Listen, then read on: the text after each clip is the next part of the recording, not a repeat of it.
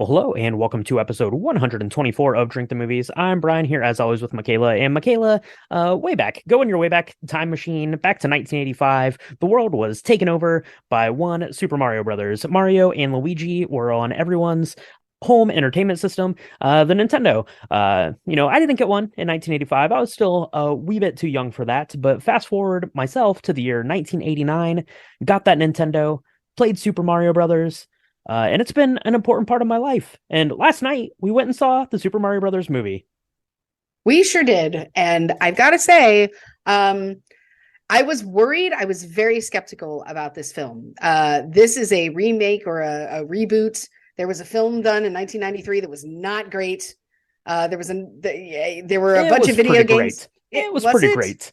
I Yeah, mean, it was so fine. It was fine. It was fine. okay. All right. Well, I didn't love it, I will say. So I was a little skeptical because when this film came out, you looked at me, Brian, and you said, we're totally going to do this and we're going to find some really cool drinks and it's going to be awesome and I cannot wait. And I was like, please, please, universe, make this be so. And we're going to talk about all the things because I think that the universe did us right on this. I think it did. And I can't wait to get into all of the things. That's right. Yeah, ye of little faith. It did do us right. It did us right at the movie theater. It did us right on our cocktail and mocktail this week. It did us right back in the lobby bar when we made up that milkshake. That was delicious. Go Yeah, that listen was to great. that. But we've got two drinks coming for you for this episode. So, Michaela, we're going to travel to Mushroom Kingdom. We're going to mix up a mocktail and a cocktail for everyone. So, why don't we do this? Let's take a quick break, and we'll be right back to pay honor to Princess Peach, the best princess in the land. We'll be right back.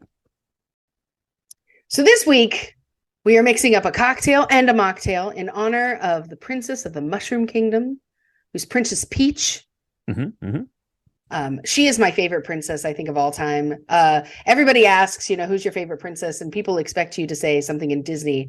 And normally I would say Aurora, Sleeping Beauty, because of the same reason that I love Princess Peach. Everything around her is not actually peach. It's all pink.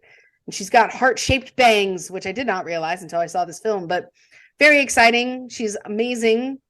She has a lot of pink Yeah. stuff. She's a total like hoss. I love it. Yeah, she does have a lot of pink. That's true. She had all sorts of pink outfits in the movie. And we're mixing up a couple of cocktails that are going to be kind of peachy and kind of pink in color to pay tribute to her. So first, Michaela, we need a good mocktail for Princess Peach, right? You might have, some people that want to do a mocktail, or some kids if you want to have like a Mario party, which is another game, I guess. But you could be having a Super Mario Brothers party where you're watching Mario Brothers movie where you're playing the Mario Brothers games, hanging out, having a Mario Kart party. Make this mocktail. That'll be a good time. So this is pretty simple to do, Michaela. You're going to basically get a glass with some ice, and you're going to put in roughly a third of a cup of peach juice, peach nectar, and then about a third of a cup to a half a cup ish of like 7-Up or Sprite or probably like sparkling lemonade, but some sort of lemon lime soda kind of thing. And then you're going. Starry, the Yeah, the yes. brand new Starry that used to be Sierra Mist. Oh, see, learn something new every day. So you're going to take that, and then you're going to float just like a tablespoon and a half, roughly, of grenadine on top of that. And it's going to kind of striate through and turn your peach concoction into this luscious pink color, just like Princess Peach does when she's doing all of her outfit changes in the movie we saw last night, Michaela. Yeah, absolutely. I got to say, I was a little skeptical because I love peach nectar. I love that. I love the mouthfeel of it. I was a little worried with the Sprite that it would be like bubbly thickness. It would be a little too Mm. thick for the hmm bubbles. hmm I gotta say, I was proven wrong. This is amazing. Um, this is really good. Now, if you wanted to make this a cocktail, you could add vodka, rum, gin. You could add a bunch of different types of alcohol in it. Sure. I Yeah. think bourbon would really be nice with the peach, maybe even. Oh, Um, However, this is one of the best and easiest mocktails I've ever had. And I'm kind of sad because we love these ingredients seem so simple, but we've never put them together before. So really good. That's right. Yeah, this was a really good one. This recipe, it came off of I don't remember where I saw it. I saw the methodology having some of the juice in the 7 Up, so I wanted to try it with the peach juice here for Princess Peach, of course. So this was delicious. Let us know if you try this one at home, and then let us know if you try this next one at home, Michaela, because this one was good. This was a little bit more fancy, but it kind of combined the things that make Princess Peach. Princess Peach. So this one's going to have some peaches in it. It's got some kombucha which is like I don't know, they call it like mushroom tea because it's like this fermented tea with this thing on top of it. I don't know. This one felt very fancy and elegant, but we had to tweak it a little bit, Michaela. This one came from Wine Enthusiast, and we're calling it Peach's Castle. So what you're going to do is you're going to take and muddle in your shaker tin. It called for a half a teaspoon of pink peppercorns. We thought that was too much, so we're going to go with a quarter teaspoon of pink peppercorns, like 3 slices of peach, and you can throw a strawberry in there if you want to give it a kind of a pink hue. So you're going to do that. So muddle that up, get it all nice and juiced up, and then you're going to add 1.5 ounces of gin, a quarter of an ounce of agave nectar, a pinch of pink salt, and then some ice. Shake that up, strain it into a coupe glass, and then you're going to top it with a ginger lemon kombucha, which is very effervescent, which is really, really strong ginger flavor. And then you're going to sip and enjoy. You can garnish it with the strawberry if you want to stick to the pink kind of color scheme. You can garnish it with the peach if you want to go with more of a Princess Peach color scheme. But this was really good, Michaela. It felt very sophisticated, kind of with that little hit of pepper, and that salt and that spice of the ginger. It was really good. Yeah. No, I really enjoyed this one. It felt very adult because of the pink peppercorns. I think I felt very grown up making this drink. The pink is great, but I do think that the ginger lemon kombucha, of course, if you don't have ginger lemon, you could use something else. I think that really is what set this drink on fire, as it were, because you get this richness in the pink peppercorn. Isn't like, if you've never done pink peppercorn before, and I think we've maybe done it twice, it's not like hits you with pepper. It's kind of a more subtle feel or taste to it, which is why the ginger lemon is really amazing here, because it gives you this kind of extra oomphness to it without it being like a mouthful of pepper. Now be careful, because if you put too many peppercorns in it, your mouth will be on fire, and it won't just be the ginger. So just know that now. But I really liked this. I am not a huge kombucha person. I've drunk it. And when I'm trying to look after my gut health, I hear that's really good for you. So this is kind of like a cocktail salad then. It's That's right. It's got fruit. It's got the kombucha in there. It's got it's basically a vitamin. It's basically like having a vitamin. Absolutely, it's going to keep you in good health and on your way to rescue Princess Peach, who is likely in another castle. So, yeah, this was really good. Give it a try. Let us know if you try either the mocktail or the cocktail. Send us pictures, all that good stuff. Let us know if you make one of those milkshakes from the lobby bar, because that was good too. So, Michaela, what we need to do, I think, is we need to find, a warp pipe and head our way into the Mushroom Kingdom, because we have a lot to talk about in getting into the Super Mario Brothers movie. So let's whip up another Peach's Castle or the Sparkling Peach Mocktail. We'll do that, and we'll be right back to chat about this week's film, Super Mario Brothers. Spoiler warning for the Super Mario Brothers movie. If you've not yet seen this film, you're probably not alone, because it just came out like a week ago. But we're going to talk about it. We're going to talk about all the things. And if you played the game, you'll probably follow along just fine. But if not, I highly recommend that you stop what you're doing. You go make yourself a Princess Peach or a Sparkling Peach mocktail concoction, and then you can come back and you can chat with us, because we're going to get into all the toadstool things. All the toadstool things. That's right. We are headed into Mushroom Kingdom to talk about Super Mario Brothers. So, as you said, Michaela, this was just released last week. April the 5th, I believe, in 2023. It was made by Illumination Studios, who you know from Despicable Me and the Minion stuff.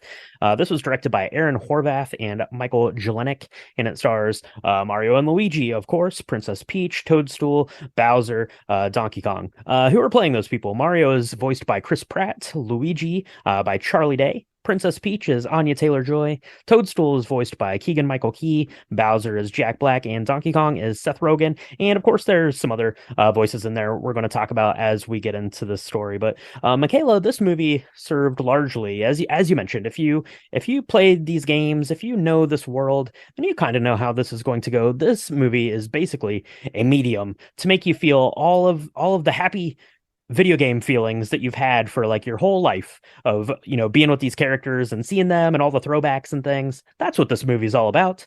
Yeah, no, it definitely is. I gotta say, so we're gonna set the stage. We watched this just last night. We watched it at a late showing because it was the only place we could get tickets. And so even my son, who normally is in bed by the time this movie started, was excited to see this film. He was less excited than us because he has not experienced that joy that was a da da da da da da da beginning, right? He had no idea. But both you, myself, my husband, we all were like, oh my gosh, because there's so many Easter eggs in this. There's so many things that it does that pays homage to all of the different versions of games that you may or may not have played since it came out in 1985, which is really hard to do because there's a lot of different types of games that there were, right? There was the screen jumping kind of world exploration game that quickly moved into a different kind of world exploration game where you had like Mario 3D. There, of course, Mario Kart, where you had to design and pick your own like car chasing kind of action based game. There's a lot of stuff out there. And so to be able to create something that was going to touch each and every one of those people's experience and their kind of pleasure center in their brain that connects them to that time of their life, that's pretty amazing and pretty special. And again, I've told the story maybe in the lobby bar earlier, but when you looked at me and said, we're going to watch the Super Mario Brothers movie and we're going to make a cocktail, I was like, are we? This could go real bad. But I have to say, I'm so glad we're doing it because it's really worthy. It is very much worthy. That's right. Yeah, it is very worthy for sure. So let's get into this movie a little bit, Michaela here. So it gets started off. We are seeing a bunch of Koopa Troopas. They're the little turtle guys. They're there. They are armed to the teeth. They have helmets. They are ready to go to battle. Bowser walks down, voiced by Jack Black. He is making his proclamation that he is headed to the Mushroom Kingdom. Anyone who stands in his way is going to get it. I have to say, Bowser's like little like floating barrage of an island that he lives on is really cool looking. It's got like his face like carved in stone on the front of it. It's all like volcanic and pretty crazy. There are some very cute, adorable little penguins that step out to try to stand in his way. But they don't really pose any sort of threat. And Bowser is off on his way to Mushroom Kingdom. We don't know why he's going there yet. But maybe it's because of love. Maybe love drives you to Mushroom Kingdom. I don't know. But let's go to the real world. Let's go to Brooklyn, New York. We're going to check in with Mario and Luigi. Mario voiced by Chris Pratt, Luigi by Charlie Day. They are plumbers by trade. They are starting off a new business venture, and we get to see them in the most amazing commercial of all time. Oh, it is the most amazing commercial of all time. They have the worst Italian accents I think I've ever heard. They are talking about how they can fix anything and they can save everybody money and they can be there really fast. And it's mamma mia. It's very, very like Italian New York kind of style. And they're excited about it. Mario's looking at it. Luigi is like, oh my gosh, this is art. This is so amazing. This is the best film I've ever seen. And it's unfortunate because what's happened is Mario and Luigi have gone out on their own to create this plumbing business. Their former boss is kind of making fun of them. Like, I can't believe you guys are that silly to go out on your own, doing your own thing. Their family is excited when they get home. They're all having pasta, which looks amazing. By the way, I just want to say I was so hungry for like whatever they were eating at the end of this meal because they're all like scooping it up. The animation is amazing. And so they're talking about how they're kind of playing, poking fun at Mario and Luigi, and they're like, oh, you may never amount to anything. I can't believe that you're taking this big chance. And their father doesn't really believe that it's going to go anywhere, even though they've spent the very last bit of their life savings on this really funny and very heartfelt commercial to on try and this get business. on this absolutely amazing commercial. Yeah, the commercial is everything you would hope for out of like your local business commercial that you see. It's so great. I really like kind of at this dinner they're eating that pasta that does look delicious. You're correct, but Mario's not that excited about the pasta because it has mushrooms on it, which is kind of a little bit of an in joke because obviously he's going to be traveling to the Mushroom Kingdom and having to eat mushrooms for his power up. So you'll see him like picking the mushrooms off of his pasta and sticking them on Luigi's plate, which I thought was really fun. And Mario's father is voiced by Charles Martinet, which is also great because Charles Martinet does Mario's voice in all of the Mario video games. So pretty cool that he gets to be part of this. Even though, Chris Pratt obviously is doing Mario's voice here in the film, that he still got to be a part of it. So I guess business is maybe hopefully going to start picking up. They get their first call. They get to go to a house to fix a little tiny leak. It doesn't go that well for the Mario brothers, unfortunately. So they're sent back home, with their heads hanging. They're feeling pretty down about on themselves. But Mario is a man with a plan. Watching the news, he sees there's a water main break in Brooklyn. He's going to go. He says, "Luigi, let's go. We'll save the day. We'll get down there." And I really like kind of this. It pays homage to kind of like the platforming game that Super Mario Brothers was. You see Mario and Luigi kind of running through the city, jumping around on these different kind of things, traversing. But they get there. They see the water main break. They go down to try to fix it. Unfortunately, they're not able to do that, but they do find a big green pipe.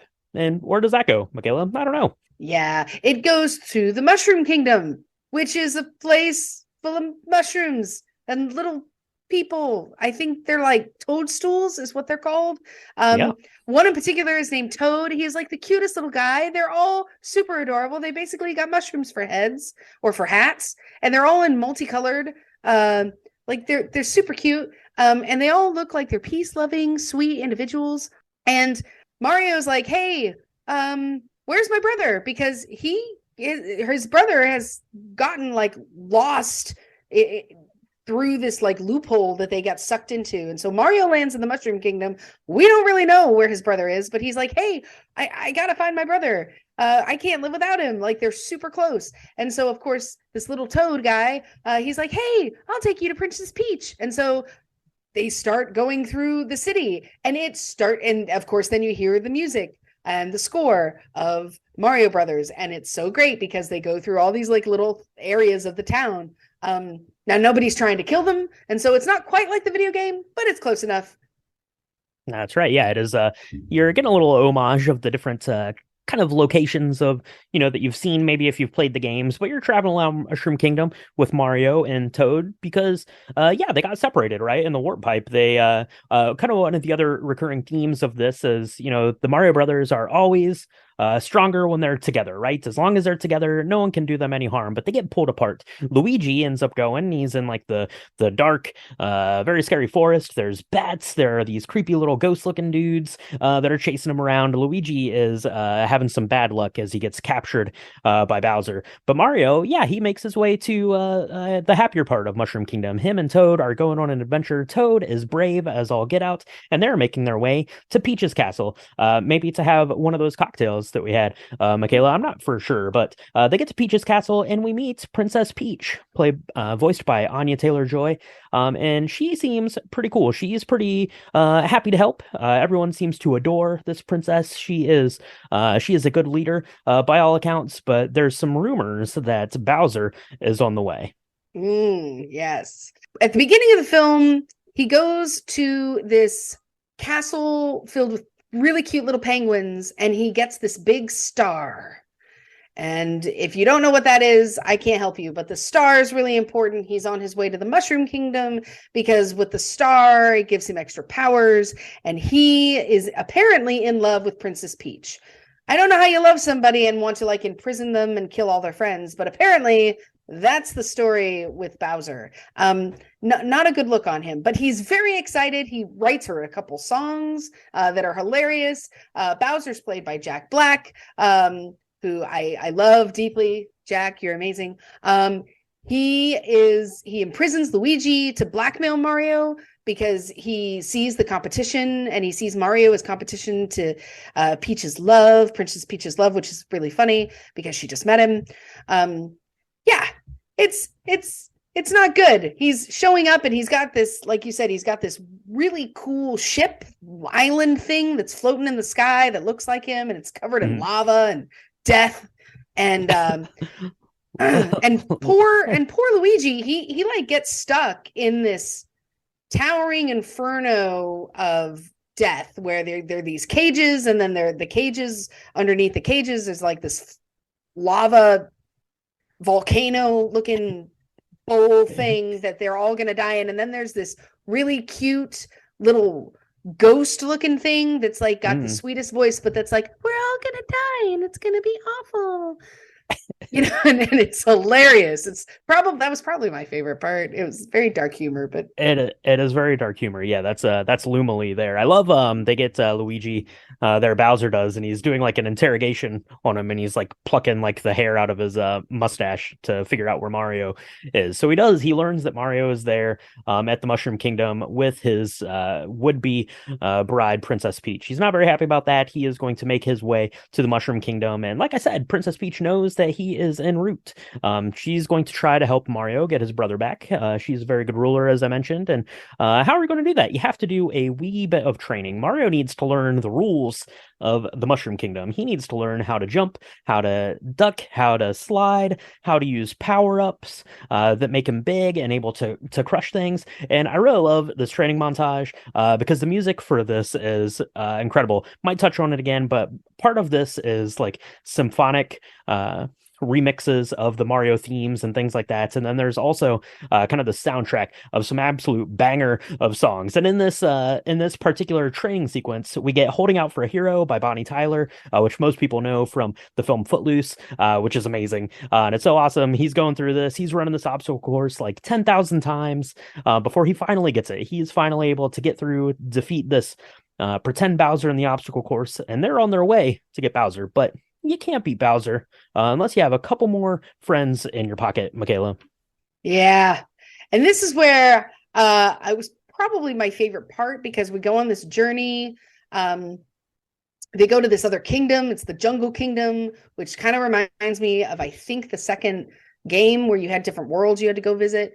And in the Jungle Kingdom, we meet Cranky Kong, okay, who is played by Fred Armisen Fred as Armisen. Cranky Kong. Oh Yeah. my gosh. And I love it so much. He is hilarious. Cranky Kong has a son named Donkey Kong. We might know him from another game, Donkey Kong. They have a fight. Mario and Donkey Kong have this big fight. You wonder when they're gonna make friends, because you really want them to. And after kind of this, not so great start, because Donkey Kong is real strong and has lived in this world his whole life, but Mario defeats him after he obtains a cat suit, because he finally has mastered this whole power up thing. I'm not as familiar with the cat suit as some of the other suits. Brian, what were your thoughts about the cat suit? So I will say, so the cat suit I believe comes from Super Mario Sunshine. Don't take my word on that, but people in the theater loved it because that got a big roar from the crowd in the theater that we were at. Kind of every time something happened, you could kind of gauge how much that was appeasing the fan and everyone out there. So yeah, the cat suit definitely got a loud round of applause. Was pretty fun, and yeah, Mario is able to defeat Donkey Kong and enlist the Kong army to go with them to help get Luigi back, is kind of Mario's ultimate goal here. But we've talked a little bit about Mario trying to get back to Luigi, Princess Peach trying to stave off this invasion from Bowser. But why is Bowser invading? You alluded to it, Michaela. He is in love with Princess Peach. He wants to go get her. He wants to capture her and kidnap her, take her to his castle, so they can get married. They can have this ultimate wedding, unite the kingdoms. I don't know. Bowser is just full of love, and he doesn't have a really good outlet for how to deal with that. I don't think. But yeah, so that's kind of fun. And I mean, if you played the games and kind of know the story, that's the actual story. And I do really like in this film that they kind of poke fun at how ridiculous the story is, that he just wants to get married to this princess. For a giant turtle, angry turtle guy to be Yeah. in love with this princess who looks to be kind of human. We allude to Hmm. that in the show. Like she doesn't Hmm. really know where Hmm. she's from, but the mushroom people all decide to make her the queen after, she gets to a certain age of cuteness. Yeah, it is ridiculous. But whatever. This whole story, the whole game is kind of the premise. I don't know how this made billions and billions of dollars, but it did. It just somehow worked. But yeah, I cannot say how much I loved the songs, because there's a couple of different scenes where Bowser is like singing like a wedding song. He's writing it down and he's like, "Where it's going to be amazing. It's going to be the most beautiful wedding ever," which I think is really interesting because most grooms they just want their bride to be happy and leave them alone. Like, Yeah. but he's like all excited. He's like, I'm gonna have this wedding reception. I'm gonna do this ritual sacrifice of all of these prisoners. It's gonna be so beautiful. And this ice flower bouquet thing, it's gonna be great. She's gonna love me. Um, but she doesn't love him, and it's She does you not. almost It feel is bad for him because but not really. That's right. It is an unmet love for sure. So yeah, so Mario, Princess Peach, Toadstool, they have the Kong army now. Giving them some aid, and what better way to get to Bowser and his traveling fortress than by taking the Rainbow Road, aka Mario Kart style. So I think Cranky Kong is like, we need to assemble the carts or something like that. So they go, and it's really funny. He's got like Mario's like looking at these little dials where it's like the three different kinds of like carts you can build if you've played the game. So he does that. He makes his little like sports car. Princess Peach, of course, makes this really sweet looking Tron cycle that's all pink, and she's wearing like a pink motorcycle outfit and a pink helmet. Toadstool, of course, makes like some giant monster truck. It's pretty hilarious, and Yeah. they're traveling down Rainbow Road. It is it's hitting on all those Mario Kart nostalgia bits now, but unfortunately, Bowser's troops see them coming. They send out some I don't know, something. It blows up Rainbow Road, and Donkey Kong and Mario end up falling into the water and get swallowed up by some big, gigantic, scary fish. But luckily, our heroes have some sort of rocket barrel thing that Donkey Kong had on his bike, and they're able to get out of there. That's right. And that's really funny because it looks like the dude's gonna like throw up the giant I don't even know what it is, but it's like a really big shark whale looking thing. And it ends up Mm-hmm, throwing hmm. them up.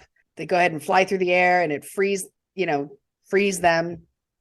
And then at the wedding reception, like they're Bowser is like trying to show Princess Peach like all of the ritual sacrifice stuff, and Toad has this ice flower in Peach's bouquet.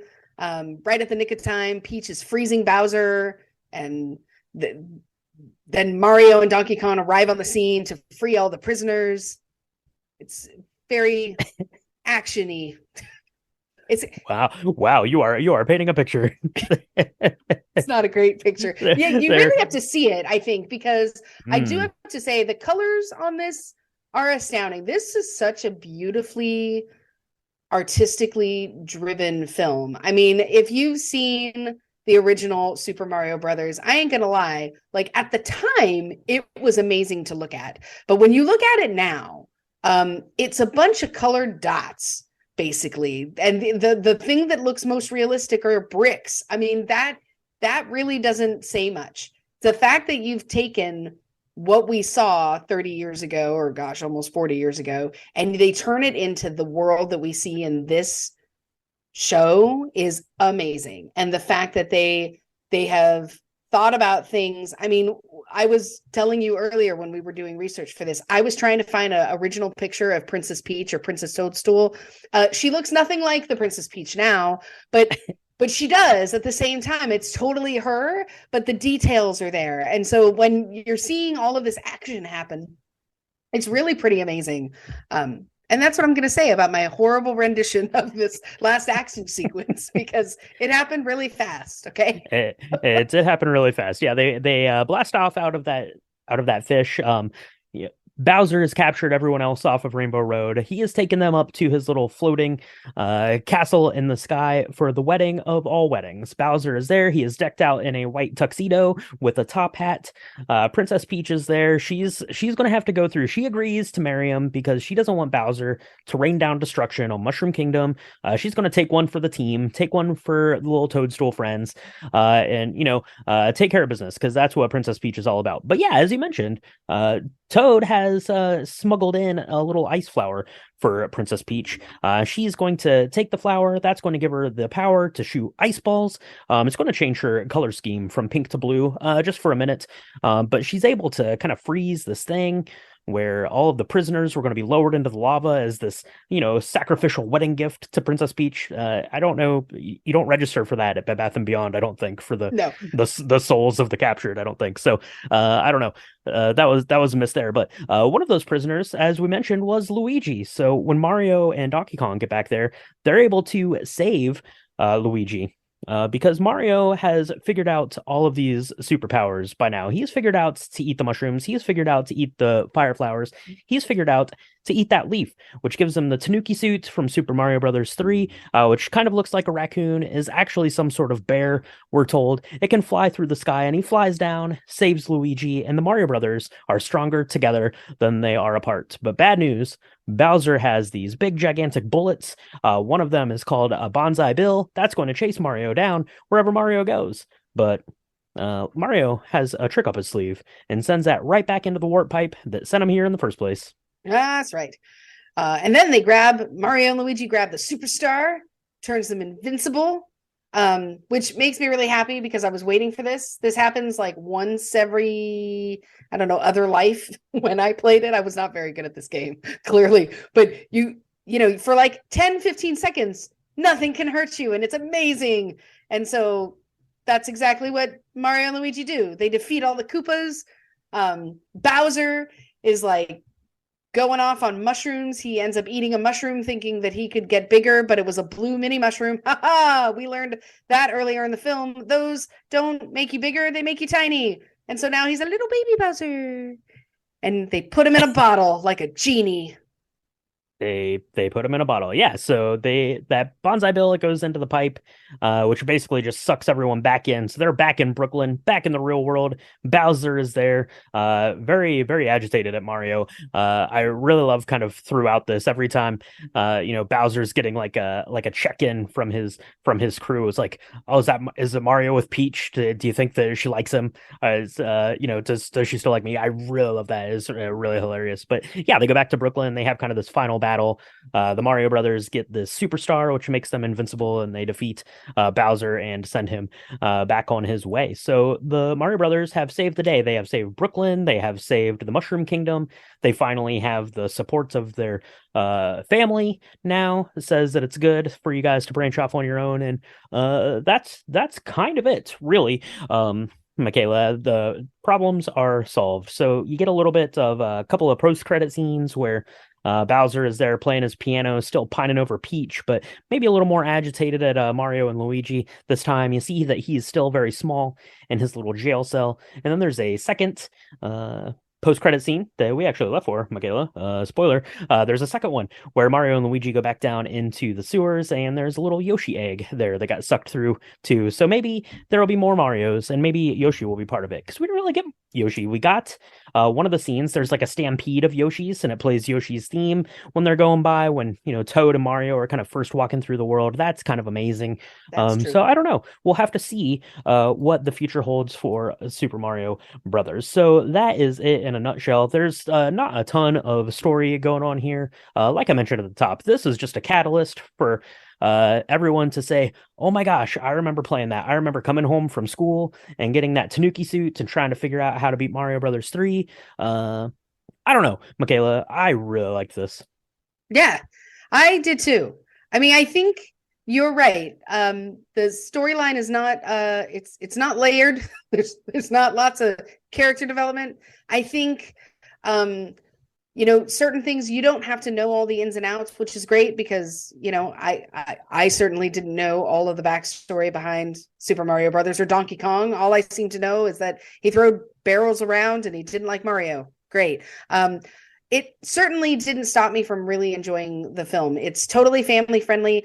The one thing that I was going to say I wish I had seen more of was Yoshi, because that is one of the number one characters. A lot of people, I don't know about your in your days, but like when I was probably in middle school, like there was this whole group of people that were like total team Yoshi fans.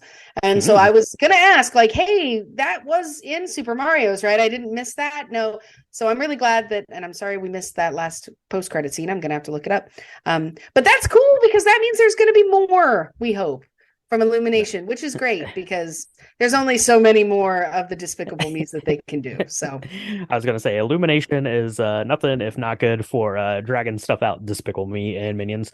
But yeah, this definitely opens the door, I think, to tell more of these stories. And yeah, and I love kind of that, like I said, that Yoshi thing with the the kind of the running of the Yoshis, that stampede there, and you get that theme. And yeah, just so much of this movie is based on nostalgia. Now, some of the reviews that I've seen do complain about the story, but whatever, get out of here. This movie is it only exists to make you feel good and to have these memories. Now, if they make a second one, maybe okay, you're gonna have to start thinking about the story and how this is. But I really loved this because it was very self-aware about how kind of ridiculous the story was, right? So yeah. Super Mario Brothers, it came out in 1985. Now you have video games that are 100 hours long that tell these big engrossing stories like The Last of Us that we just watched for the last 10 weeks on HBO, right? This Mhm. game in 1985 didn't have that story. So all of this lore and stuff has kind of been, just created very haphazardly, throughout the last 40 years. And that gets us to where we are today with the Super Mario Brothers, which is fun and ridiculous, and it doesn't have to make any sense per se, because that's what the story is. It's just about having fun and living in this world. And I think that is really really neat. Now you mentioned, Michaela, that you were a little worried about this. You were remembering back to that Super Mario Brothers movie from 1993, I believe it was. Is that when it was? Mhm. 1993? Yeah, so 30 years ago. That seems like a long time. But yeah, that movie was terrible. It was no good. Actually, I take that back. I think that it's a kind of a fine like apocalyptic sci-fi movie, but it's definitely not like a Super Mario Brothers movie. Right. So if you take that part out of it, it's still kind of fun and campy, but it definitely not like this. And Nintendo had sworn off ever doing movies again when they saw how bad that came Yeah. off. They've been super protective of their IP and stuff, so they've spent a lot of time to do this. So I didn't have any worries about it because I knew if they were going to actually go through with doing this, that it was going to be pretty good. It was going to be something that they were going to be proud of to put out into the world. And I think this is going to heap all sorts of rewards. I mentioned there were a lot of kids there last night. Kids today seem to be as into Mario as I was back in the 80s. Yeah. No, I think you're right. I mean, it just goes to show you never say never, number one, because 30 years will go by and a lot of things happen in 30 years. Like we get good actors and we have great animators and great ideas. I really did think that this was not going to be as good as it was. I really enjoyed it. And I found that all the walks of life that we saw in the theater also seemed to really enjoy it. I mean, there were, like you said, there was a 4-year-old that was dressed like Mario. They were there and they loved it. We've been playing Mario now for a long time, and we loved it. So, yeah, I'm really excited to see them open up this franchise a little bit. I think you're right. They need to make sure that they tighten up the story at least a little bit for any ones that are going to come out. What would be really cool is if they could somehow merge this with some of the other homages that you had. Because as a big part of my childhood, every time I played Super Mario Brothers, I always did a round or two of Duck Hunt. I know they're not the same Mm, game, hmm but hmm they were sold as like a package. If you'll remember, in like 1988, there hmm was this thing that you would get, and it was like the very first. Now they have them all the time. When like the PS5 came out, you got the PS5 and like 2 games or something. That's the way I got my Nintendo. And so it would be really cool to be like, and then in another world, there are these ducks that are trying not to get shot by a big orange gun. It's just, that'd be cool. Yeah, that's right. They did pay a little bit of homage there. I think in Mario's room they had He had some pictures up of a bunch of the boxers from Punch Out, and then I think the name of the pizzeria was like Pizzeria Punch Out or Punch Out Pizzeria and stuff like that. So there were some kind of nods there. I think Mario is even like playing his Nintendo right before he saw the newsreel about going to try to fix that water main break in Brooklyn. So yeah, I think that there's going to be that. I think that this is going to maybe open the eyes of Nintendo as what's possible. So maybe you do something like a Zelda movie or a Metroid movie, kind of in the same vein. I don't know, but it definitely seems to be pretty good. And yeah, I absolutely love this. It was the story was fine and it was ridiculous and it knew that it was ridiculous and I Yeah. absolutely loved that and I loved everything about it and now I'm excited to go back in and play Super Mario Brothers again the first time in quite a while. Oh, that's not true. I played the new one that was on the Switch and had a really good time with that. So, people are still loving Super Mario Brothers even more than ever. So, Michaela, I don't know, Super Mario Brothers. I loved it. Loved the soundtrack. I loved our cocktails this week. And I love the cocktails we had at the movie theater last night. We're talking about those in a little bit of depth over on our Patreon. It's patreon.com/drink the movies. We have bonus episodes and stuff like that. We're going to be talking about what Regal Theaters had to offer in terms of their Mario Brothers cocktails. But what do you think, Michaela? Any parting words here about Super Mario Brothers, about Princess Peach, about Bowser, about Jack Black playing the piano, singing love songs to someone he Peaches, can peaches, never have? peaches. Yeah, if you love someone, don't try to kill all their friends in a ring of fire. Yeah. That's wise words. And maybe ask them if they like you back before you make them marry you. I don't know. I like this. I like the film though. It's very good. Very good. I don't have much more commentary than that. But what we should talk about is where people can find us because we do this a lot. If this is your first time listening to Drink the Movies, welcome. We're so glad you're here. If you want to listen to more of us, you should subscribe. And a good place to do that is on Spotify or Apple Podcasts or Stitcher or anywhere where you're listening. In fact, right now, just open your phone or whatever device you're listening on and hit the subscribe button because we do 2 drops a week. We Easy. talk about movies. We talk about cocktails. We talk about mocktails. We do all the things. It's really fun. It's like a giant party. So join us. We're so excited. We've had some, once again, right after the Oscar season, I think a lot of people are really into kind of movies. So we've had Mm-hmm. more listeners now than we've ever had before. And it's kind of blown my mind. So tell your friends if you're liking what you're hearing. It just really helps us get all the Drink the Movie stuff out there. Yeah, absolutely. Do that. We definitely appreciate that. And make sure you're following us on the social medias. It's at Drink the Movies on Instagram and Twitter and Facebook.com/Drink the Movies. You can go to drinkthemovies.com to get the written recipes and episode recaps, pictures of our cocktails, all that good stuff. So make sure you're letting us know what you thought about the Super Mario Brothers movie. Let us know if you made up any of these cocktails or have any other fun Mario cocktails. Let us know. Send us pictures because we definitely want to see that. Join us on Discord. We have a lot of fun chatting about movies and stuff we've got going on over there. The link is in any of those social media places I just told you and follow along. Have a fun time. So, Michaela, that is Super Mario Brothers. I need to take a break. It was troubling going through all of those warp pipes, making it to Mushroom Kingdom and back. It takes a lot out of a person. So, let's go mix up another one of these. I think I'm gonna go the mocktail route. I'm doing the peach juice, 7 Up, and grenadine. That's the way I'm gonna go. I'll mix you one up too, and we'll talk to everyone next time on Drink Drink the the Movies. Movies. It's a me. As long as we're together, everything's going to be okay.